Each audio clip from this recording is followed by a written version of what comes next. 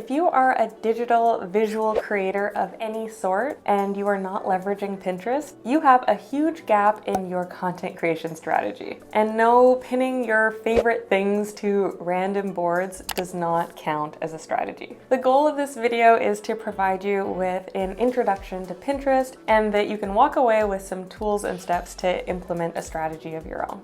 The number one thing I say to anyone who comes to me saying, teach me Pinterest please, is you need to know that Pinterest is a search engine. It's not a social media platform. When people open up Pinterest, they have a search intent. They are trying to find inspiration for something specific, build out a mood board, learn how to do something. Think of it as a visual Google. When we open up a search engine, we're looking for something. There is a purpose behind it. Whereas when you compare that to social media, there usually isn't a specific intent. We are scrolling to be distracted perhaps, to connect with our community. It can be for inspiration too, but the inspiration usually isn't specific, unless you happen to be clicking or searching through a specific hashtag. With social media, the content you post has a very short lifespan. You post something on Instagram and by the end of the day, it is gone. You post to your stories, it's gone in 24 hours. Content on a search engine can be found over and over and over again, days, months, weeks, years after it was originally posted. And the moment I understood that, I realized Pinterest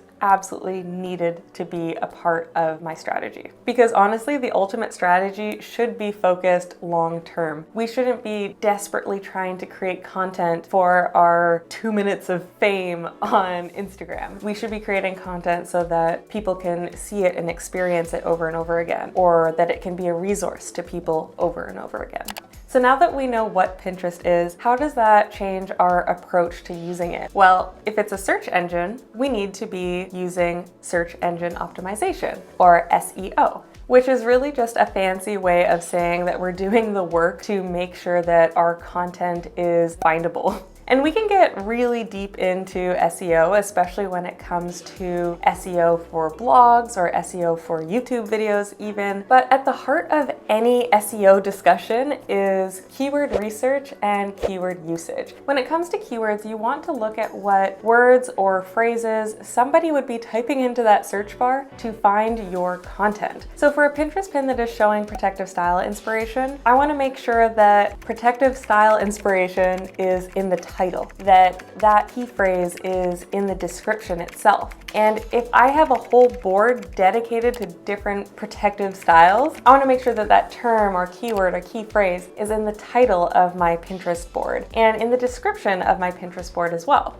In other words, I'm telling Pinterest that this content that I'm creating is about this topic, and I want you to show it to people that are searching this term. This is why if you're simply using words like cute hair or yum for your food board, that it's not gaining much traffic because you aren't telling Pinterest what you're pinning. It's also important to use these words in your Pinterest bio because all of it just builds out context for what type of account you are. My bio is jam-packed with keywords. I've got Black Canadian natural hair and lifestyle blogger, sharing natural hair care tips, skincare, and content creation tips, highlighting Black businesses and bloggers. And it's a little wordy, but what that does is nicely cover my bases for all the types of content I'm posting on Pinterest. So the next question or comment I usually get is, I don't even know where to start with keywords. How can I find the right ones? So one cool thing about Pinterest is as you start typing in a keyword or phrase, it starts to prompt you with recommendations. And those recommendations aren't random. They are terms that people are actively searching for.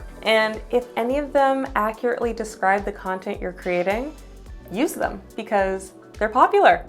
So I'm going to leave you today with a little bit of homework. First, I want you to go through your Pinterest profile bio. Second, you're gonna go through your board titles. And third, you're gonna go through your board descriptions. And you are going to add keywords to all of them. I don't wanna see a fashion board that is just cute looks. Is it fall fashion? Is it high fashion? what are you pinning? Not only is that going to add context for your existing pins, but it will also set up your future pins for success. I hope this introduction to Pinterest helped you out. I am planning content on leveraging idea pins, how to monetize Pinterest. We are going to be diving deep because it is honestly my absolute favorite platform after my blog itself. So we're not done yet. Until next time.